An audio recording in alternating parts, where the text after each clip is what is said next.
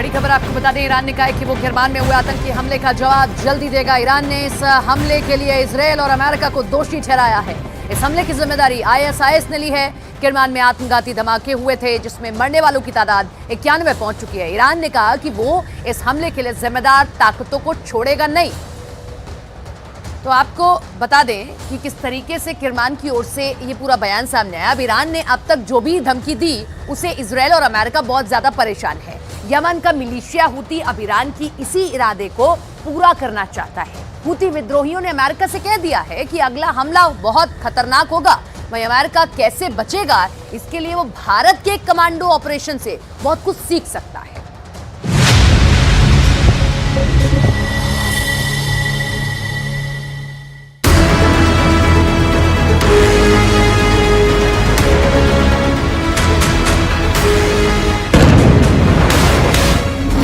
ये वो वीडियो है जिसे देखकर बाइडन हिम्मत जुटा सकते हैं। ये वो वीडियो है जो अमेरिका का डर खत्म कर सकता है। ये वो वीडियो है जिसे देखकर भारत पूरी दुनिया के सामने मिसाल बन गया है। ये वो वीडियो है जिसे देखकर अमेरिका के मशहूर सील कमांडो भारत के मार्कोस कमांडो से सीख सकते हैं। देखिए कैसे भारतीय नेवी के कमांडो एक अगवा हुए जहाज की तरफ बढ़े। कमांडो जहाज पर सवार होते हैं और चारों तरफ फैल जाते हैं। एक एक कोने की तलाशी ली जाती है। जहाज पर कब्जा करने वालों को ललकारा जाता है और फिर ऑपरेशन जीत लिया जाता है। पूरी खबर यह है कि भारतीय नौसेना के मार्कोस कमांडो ने सिर्फ 2 घंटे के अंदर एक कार्गो जहाज को मुसीबत से बचा लिया। मार्कोस यानी मरीन कमांडोज, इस फोर्स ने सोमालिया के समुद्री लुटेरों में दहशत पैदा कर दी। भारत की इस कमांडो टीम ने ऐसा ऑपरेशन चलाया कि समुद्री लुटेरे भाग खड़े हुए और कार्गो जहाज पर बंधक बनाए गए 21 लोग छुड़ा लिए गए। इस कमांडो ऑपरेशन में भारतीय नौसेना ने उत्तरी अरब सागर में लाइबेरिया के झंडे वाले मर्चेंट शिप MV लीला शिप को बचाकर दिखाया है। इस कमांडो एक्शन में इंडियन नेवी के स्पेशल समुद्री कमांडो फोर्स मार्कोस पूरी दुनिया को बता रही है कि समंदर में दुश्मनों से कैसे लड़ा जाता है। ये जान की बाजी लगाने जैसा है, दुश्मन की गोलियों का सामना करने जैसा है। भारत ने इस जहाज को बचाने के लिए पूरी ताकत लगा दी। लाइबेरिया के झंडे वाले मर्चेंट शिप MV लीला शिप को बचाने के लिए सिर्फ मार्कोस कमांडो ही तैनात नहीं किए गए। इसमें P-8I टोही विमान भी शामिल रहा। इसमें अमेरिका से ही खरीदा गया MQ-9B प्रेडेटर ड्रोन भी शामिल हुआ। ऑपरेशन से पहले, ऑपरेशन के दौरान जहाज पर बराबर नजर रखी गई और फिर जब भारत के मार्कोस ने MV लीला जहाज पर चढ़ाई की तो जीत भारत की हुई। इस जहाज के आसपास कई मतलब 5-6 धाउस और फिशिंग बोट्स वगैरह थे, तो उनका भी डिटेल्स वगैरह रिकॉर्ड किया गया। तो इससे उनको कॉन्फिडेंस था कि पायरेट अटैक हुआ है और कोई जानकारी नहीं था कि पायरेट्स ऑन बोर्ड है नहीं है, इसके बारे में ज़्यादा इन्फॉर्मेशन नहीं था क्योंकि क्रू सिटाडेल के अंदर थे और उनको भी ज़्यादा इन्फॉर्मेशन नहीं था। तो इतने में हमने डिसाइड किया कि जैसे सेकंड P-8I जाके इसको जो फर्स्ट P-8I है उसको ऑन द स्पॉट रिलीव करेगा और उसके बाद एक सी गार्डियन भी जाएगा ताकि वो सिचुएशन को मॉनिटर करे और वीडियो वगैरह में रिले कर सके। सवाल है कि ऐसी हिम्मत अमेरिका क्यों नहीं दिखा पाया जो इस वक्त लाल सागर में मौजूद होने के बावजूद यमन के हूथी विद्रोहियों से घबराया हुआ है। क्या अमेरिका के सील कमांडो भारत के मार्कोस कमांडो से कमजोर हैं? क्योंकि यहां तो मार्कोस कमांडो ने 2 घंटे में ऑपरेशन करके दिखाया है। भारत ने हर टेक्नोलॉजी और मिलिट्री पावर का इस्तेमाल करके समुद्री लुटेरों को डरा दिया, भगा दिया। अमेरिका तो खुद को सुपर पावर कहता है। आखिर उसका कैरियर हूथी विद्रोहियों को देखकर लाल सागर से क्यों भाग गया?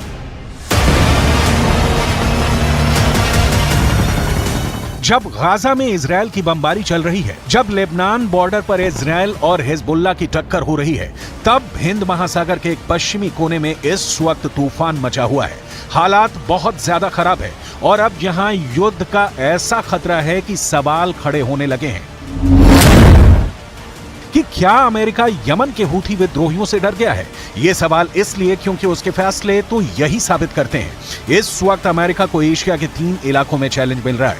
चैलेंज नंबर 1 अरब सागर, चैलेंज नंबर 2 आदेन की खाड़ी, चैलेंज नंबर 3 लाल सागर। इस वक्त हूथी विद्रोही लाल सागर में इजरायल से जुड़े जहाजों को टारगेट बना रहा है। इसीलिए अमेरिका ने अपनी नौसेना लाल सागर में तैनात की हुई है।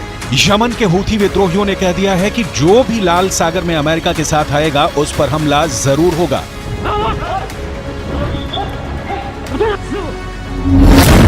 हूथी विद्रोहियों के टारगेट 2 हैं। पहला है इजरायल और दूसरा है अमेरिका। हूथी विद्रोहियों ने इजरायल के शिप को टारगेट करना शुरू कर दिया है। वो अमेरिका को भी अपना दुश्मन नंबर 2 मानता है। عملية استهداف لسفينة CGM تيج كانت متجهة إلى موانئ فلسطين المحتلة. إن عملية الاستهداف جاءت بعد رفض طاقم السفينة الاستجابة لنداءات القوات البحرية اليمنية بما في ذلك الرسائل التحذيرية النارية. हूथी विद्रोही लगातार इजरायल पर हमला कर रहे हैं। वो क्रूज मिसाइल भी फायर कर रहे हैं। बैलिस्टिक मिसाइल से भी इजरायल के दक्षिणी इलाके पर अटैक कर रहे हैं। साथ में इजरायल और अमेरिका को लगातार धमकियां दे रहे हैं। यमन के हूथी विद्रोहियों ने 15 देशों को ललकारा है। यानी हूथी विद्रोहियों ने 15 देशों से युद्ध लड़ने की तैयारी कर ली है। इसमें अमेरिका और इजरायल के अलावा ऑस्ट्रेलिया है, कनाडा है, बहरीन है, यूरोप के Belgium, Denmark, Germany, Italy, the Netherlands और ब्रिटेन के अलावा न्यूजीलैंड है, जापान है, दक्षिण कोरिया है और सिंगापुर भी। ये अमेरिका को जवाब है जिसने लाल सागर को हूथी प्रूफ बनाने के लिए ऑपरेशन प्रॉस्पेरिटी गार्डियन की शुरुआत की है। واضحا ومعلنا للدول التي تفصل جغرافيا بيننا وبين فلسطين المحتلة لتفتح منافذ مرور وعبور برية ليتحرك مئات الآلاف من أبناء شعبنا للجهاد في فلسطين. هذا هو جهاد مقدس وعمل عظيم وموقف حق.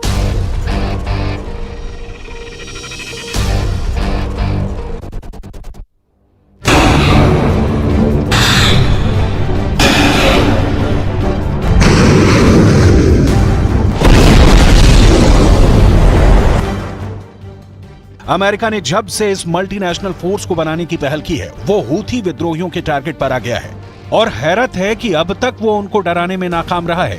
हूथी विद्रोहियों ने कह दिया है कि वो अब इन देशों के जहाजों को टारगेट बना सकता है और ऐसा वो लाल सागर में करेगा, ऐसा वो आदेन की खाड़ी में करेगा। ये वो देश हैं जो अमेरिका के उस गठबंधन का हिस्सा बन चुके हैं जो लाल सागर में हूथी विद्रोहियों के हमले को नाकाम करना चाहते हैं और इसके लिए ये गठबंधन यमन पर हमला करने की भी धमकी दे रहा है।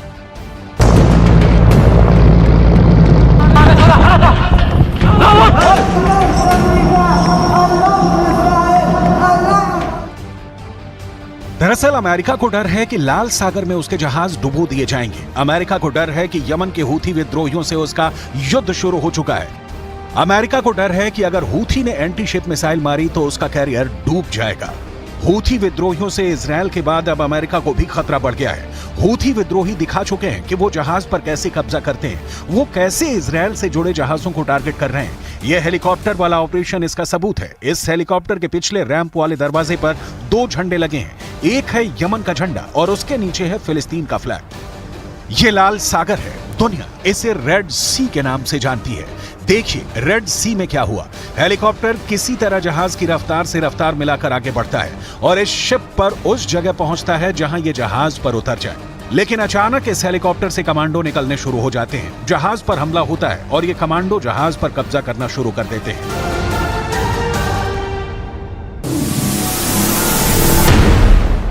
AK-47 और बाकी हथियारों से लैस ये कमांडो जहाज पर आगे बढ़ते हैं। हेलीकॉप्टर फौरन जहाज से उड़ जाता है। क्या हो रहा है किसी को नहीं मालूम। ये कमांडो जल्दी से जहाज के ब्रिज की तरफ बढ़ते हैं। ब्रिज यानी वो जगह जहां से पानी के जहाज को कंट्रोल किया जाता है।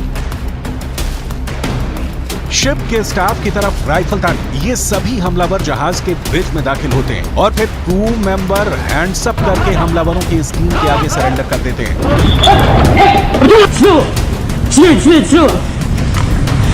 शिप के ब्रिज पर कंट्रोल करने के बाद इन हमलावरों का कब्जा बाकी जहाज पर होने लगता है। ऐसे हमलों को रोकने में अमेरिका और यूरोप के देश नाकाम साबित हुए हैं। अमेरिका सुपर पावर होने के बावजूद हूथी विद्रोहियों का सामना नहीं कर पा रहा। यमन के हूथी विद्रोही जब किसी जहाज पर कब्जा करते हैं या उस पर हमला करते हैं तो उसे चारों तरफ से उनकी स्पीड बोट घेर लेती है और फिर जहाज उनके कंट्रोल में आ जाता है। ऐसे में भारत के कमांडो ऑपरेशन को देखकर अमेरिका सीख सकता है। भारत ने बता दिया है कि जहाज पर कब्जा हो तो कैसे लड़ा जाता है, लेकिन अमेरिका ये हिम्मत हूथी विद्रोहियों के खिलाफ दिखाने में अब तक नाकाम रहा है और इसका खामियाजा अब इजरायल ही नहीं पूरा यूरोप भुगत रहा है। यमन के हूथी विद्रोही जो गाजा पर इजरायल की बमबारी रुकवाने के लिए इजरायल के जहाजों या उसके लिए माल ले जा रहे कार्गो शिप को टारगेट कर रहे हैं और अब उन्होंने अमेरिकी नौसेना के जहाजों पर हमला करने की कसम खाई है। फिलहाल हूथी इजरायल से जुड़े जहाजों को निशाना बना रहे हैं। उन्होंने इजरायल से जुड़े जहाजों के खिलाफ न सिर्फ हमले किए हैं बल्कि उनको अगवा भी किया है। इन हमलों ने कई कंपनियों को माल की आवाजाही रोकने पर भी मजबूर किया है।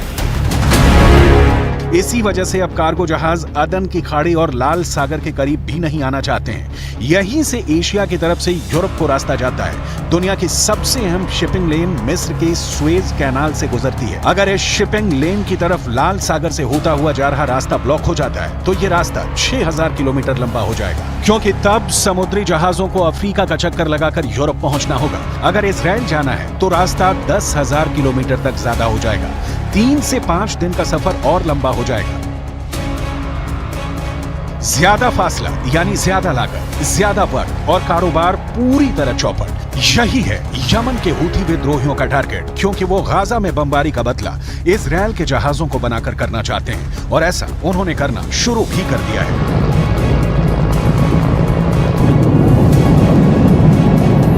ऐसे में भारतीय नौसेना का वीडियो अमेरिका के लिए एक सबक है।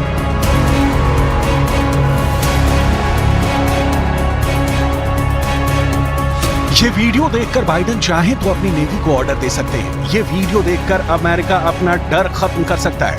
ये वीडियो देखकर अमेरिका के मशहूर सील कमांडो भारत के मार्कोस कमांडो से ऑपरेशन करना सीख सकते हैं। भारत के मार्कोस कमांडो देश के शक्तिशाली कमांडो फोर्स में से एक है।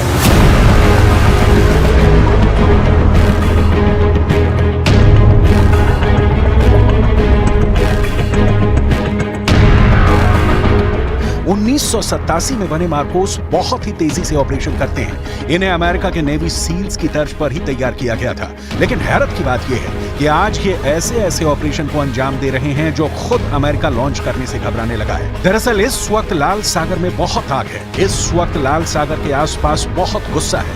इस वक्त लाल सागर में वॉर जोन भड़कने की कगार पर है।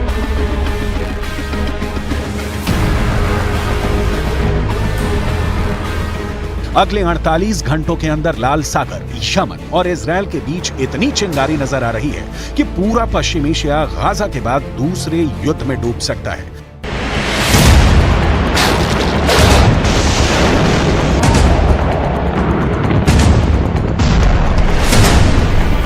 गाजा में चल रही जंग के बाद दुनिया में कारोबार के लिहाज से हालात कितने गंभीर हो चुके हैं, इसका खतरा सब महसूस करने लगे हैं। इजरायल ने दुनिया के प्रेशर के सामने झुकने से मना कर दिया है। लिहाजा अब हूथी विद्रोही, जिनकी ईरान से बेहद करीबी है, उन्होंने इजरायल के शिप को टारगेट करने का फैसला किया है। वो जानते हैं कि उनके करीब से गुजरती शिपिंग लेन दुनिया की लाइफलाइन है और यहाँ पर हमला करने का मतलब इजरायल और अमेरिका के गले पर हमला करने जैसा है। Houthi seizure of the motor vessel Galaxy Leader in the Red Sea is a flagrant violation of international law.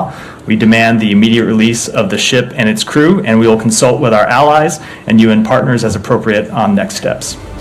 देखा जाए तो अब लाल सागर में अमेरिका अकेला पड़ गया है, क्योंकि जब अमेरिका घबराया हुआ है तो बाकी छोटे देश कैसे हूथी विद्रोहियों के एंटी-शिप मिसाइल का सामना करेंगे? ये सवाल अब बाइडेन से पूछे जा रहे हैं। अमेरिका ने जब से हूथी विद्रोहियों को टारगेट किया है, उसके 10 लड़ाके मार गिराए हैं। तब से कहा जा रहा है कि खून खून हुआ लाल सागर।